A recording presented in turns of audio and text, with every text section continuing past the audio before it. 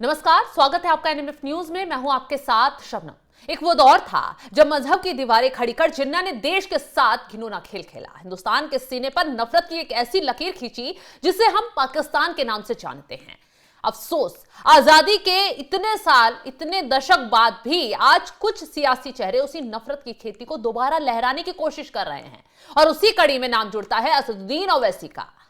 जनाब संविधान की दोहाई देते हैं और सियासी रोटियां धर्म की आड़ में सेकने लग जाते हैं। अब देखिए, महाराष्ट्र के चुनावी दंगल में असदुद्दीन ओवैसी ने जो बयान दिया उससे सियासी माहौल गर्म हो गया।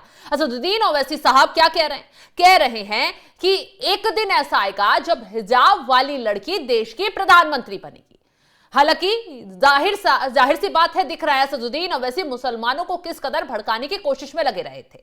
ऐसे में महाराष्ट्र के मुख्यमंत्री देवेंद्र फडणवीस ने ही असदुद्दीन ओवैसी को आईना दिखाया। असदुद्दीन ओवैसी को कड़े शब्दों में भड़कते हुए बयान दिया और कहा कि असदुद्दीन ओवैसी जो कह रहे हैं वो ठीक है, बुर्के वाली लड़की प्रधानमंत्री बनेगी, लेकिन भारत की नहीं, पाकिस्तान की बनेगी। और रही बात भारत के प्रधानमंत्री बनने की, तो हर वो व्यक्ति भारत का प्रधानमंत्री बन सकता है जो देश से, देश की मिट्टी से प्यार करता है, जो देश में बंटवारे की सोच नहीं रखता है, जो देश में धार्मिक भावनाएं भड़काने की कोशिश नहीं करता है।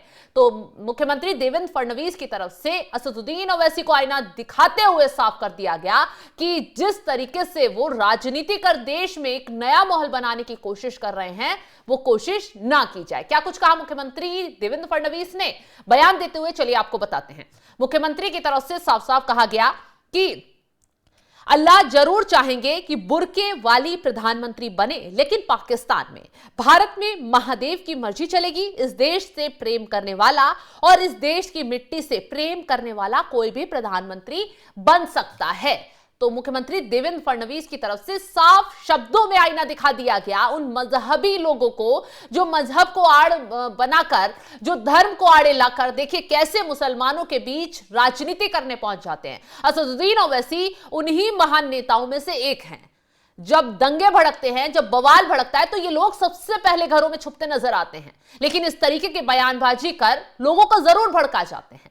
ये वो असदुद्दीन ओवैसी हैं जो बुर्के के लिए रो रहे हैं। शायद उन्हें मुस्लिम देशों का हाल नहीं पता है, कैसे मुस्लिम देशों में खुद बुर्का बैन है, लेकिन हिंदुस्तान में बुर्के के नाम पर राजनीति करनी है, क्योंकि यहां पर सियासी दुकान चलानी है, वोट बैंक तैयार करना है। खुद विपक्ष असदुद्दीन ओवैसी पर तमाम नेता ये आरोप लगाते नजर आ रहे हैं कि असदुद्दीन ओवैसी जो है एक पक्ष को भुनाने के लिए, उन पर राजनीति करने के लिए, उन्हें भड़काने के लिए, एक तरफा लाने के लिए इस तरीके की बयानबाजी कर रहे हैं। चलिए असदुद्दीन ओवैसी को आईना दिखाते हुए उन देशों के आंकड़े, उन देशों के बारे में बता देते हैं जो मुस्लिम देश हैं और वहां पर बुर्का बैन है और वहां खुद बुर्के वाली प्रधानमंत्री नहीं है, लेकिन भारत जो हिंदू बहुल्य इलाका है, वहां असदुद्दीन ओवैसी को बुर्के वाली प्रधानमंत्री चाहिए।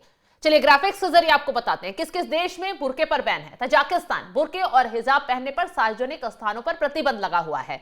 तजाकिस्तान मुस्लिम बहुल्य इलाका है, मुस्लिम बहुल्य देश है। कजाकिस्तान सार्वजनिक स्थानों पर चेहरा ढकने वाले कपड़ों और स्कूलों में धार्मिक पहनावे पर पूरी तरह से प्रतिबंध है। उज्बेकिस्तान में सार्वजनिक स्थानों पर नकाब पहनने पर पूरी तरह से प्रतिबंध है। यहां आप नकाब पहनकर सार्वजनिक स्थानों पर नहीं जा सकते। किर्गिस्तान, यहां पर भी स्कूलों और कुछ सरकारी संस्थानों में धार्मिक पहनावे को लेकर कड़े नियम बनाए गए हैं। ये वो देश हैं जो मुस्लिम देश हैं। अफ्रीका के कई देशों में ने आतंकवादी हमलों के खतरों को देखते हुए सुरक्षा कारणों से बुर्के पर बैन लगा दिया है, लेकिन हिंदुस्तान एक ऐसा देश है जहां चंद सियासी जो नेता हैं वो बुर्के के नाम पर जमकर राजनीति करते हैं। मिस्र की बात कर लें तो यहां विश्वविद्यालयों और कुछ सरकारी विभागों में नकाब पर प्रतिबंध लगा हुआ है, यानी हिजाब, नकाब, बुर्के पर प्रतिबंध है। France, Belgium, Austria, Switzerland, Denmark जैसे गैर मुस्लिम देशों में भी सार्वजनिक स्थानों पर बुर्का या चेहरा ढकने पर प्रतिबंध लगा हुआ है। लेकिन असदुद्दीन ओवैसी को भारत में बुर्का भी चाहिए और बुर्के वाली प्रधानमंत्री भी चाहिए। तो ऐसे में अब बीजेपी ने उन्हें आईना दिखाते हुए कह दिया है कि बुर्के वाली प्रधानमंत्री चाहिए तो वो पाकिस्तान में मिलेगी, भारत में नहीं।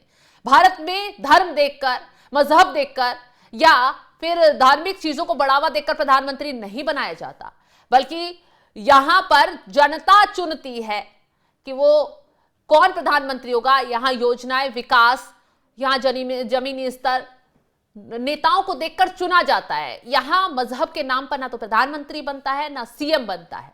तो असदुद्दीन ओवैसी जो राजनीति करने की कोशिश कर रहे थे, उस पर मुख्यमंत्री देवेंद्र फडणवीस ने एक झटके में पानी फेरने का काम कर दिया है। हालांकि असदुद्दीन ओवैसी को मुख्यमंत्री फडणवीस की तरफ से ही नहीं बल्कि कांग्रेस की तरफ से भी आईना दिखा दिया गया कि जो ओवैसी हैं वो दिन में तारे देख रहे हैं। चारों तरफ से ओवैसी अपने बयान पर बुरी तरह घिरते हुए नजर आ रहे हैं। फिलहाल ओवैसी ने क्या कुछ कहा था, एक बार आपको सुनवा देते हैं क्या कुछ कह रहे थे असदुद्दीन ओवैसी।